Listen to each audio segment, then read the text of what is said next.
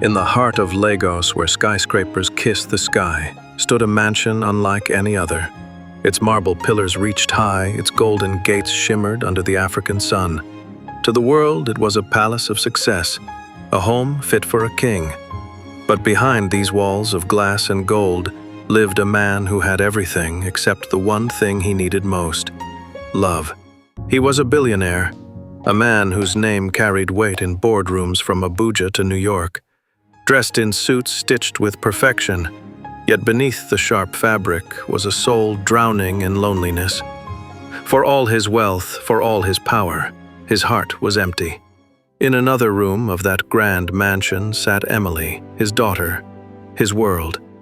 Born with a disability that kept her in a wheelchair, she spent her days watching the sunlight through the window, dreaming of laughter she rarely knew. She loved her father, but a silence lay between them. He didn't know how to reach her heart, and she didn't know how to ask for his. While Emily sat in quiet, her father buried himself in work. Meetings in towering skyscrapers, contracts stacked higher than the city itself. Colleagues admired his success, his discipline, his empire. But when he returned home at night, the silence of the mansion echoed louder than applause. The dining hall stretched long, a table fit for 20, but only one chair was ever filled. Crystal chandeliers sparkled, yet their light revealed nothing but loneliness. For what is wealth when the laughter of family is missing? And then, one evening, it happened. He returned home early. His footsteps echoed down the grand hallway. But tonight, something else echoed too. Music. And not just music. Laughter.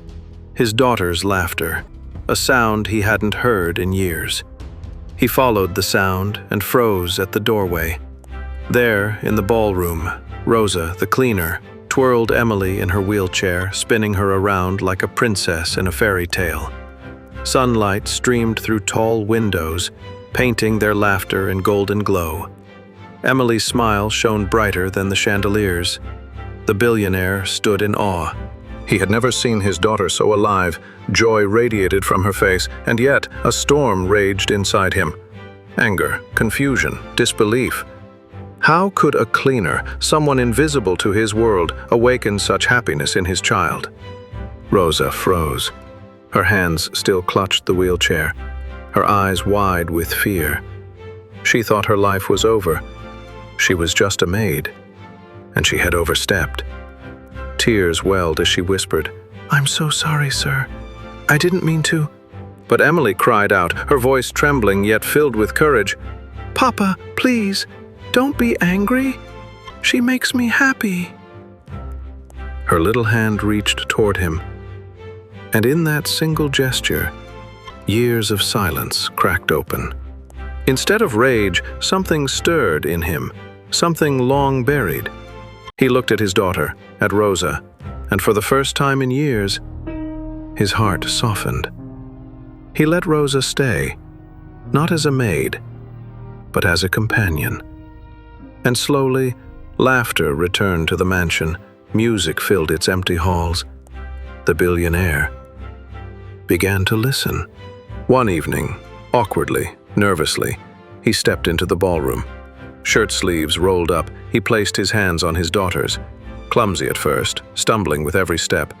But Emily laughed, a laugh so pure it broke every wall around his heart.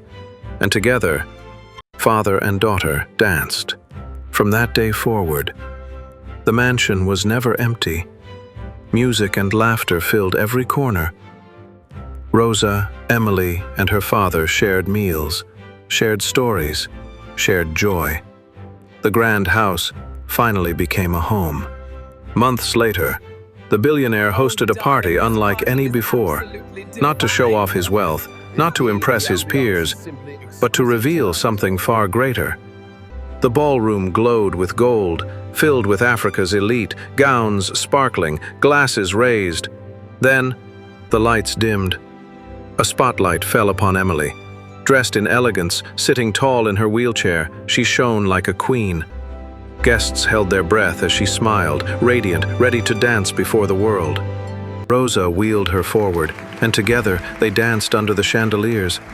The wheelchair spun gracefully, Emily's laughter filling the air. The wealthy guests, who once measured worth in money, now measured it in tears. For in that moment, they saw beauty beyond wealth. And there, among them all, the billionaire stood, his tuxedo perfect, his face wet with tears. Tears not of sorrow, but of pride. Pride for his daughter, for her strength, for her joy. And in his shining eyes was gratitude. Gratitude for the woman who brought light to his home and life to his heart. Emotional close. When the performance ended, he rushed forward. Kneeling, he embraced his daughter, both of them laughing through tears. In her arms, he found a treasure no bank could hold, a love no empire could buy. Together they stood, father, daughter, and Rosa. No longer master and maid, no longer broken and alone, but family, united not by blood, but by love. And in that ballroom of gold, they discovered the wealth that truly mattered. And so, the billionaire learned the greatest lesson of all, that happiness is not found in the cars we drive, the houses we build, or the power we chase. Happiness is found in the smiles we bring, in the love we share, in the lives we touch.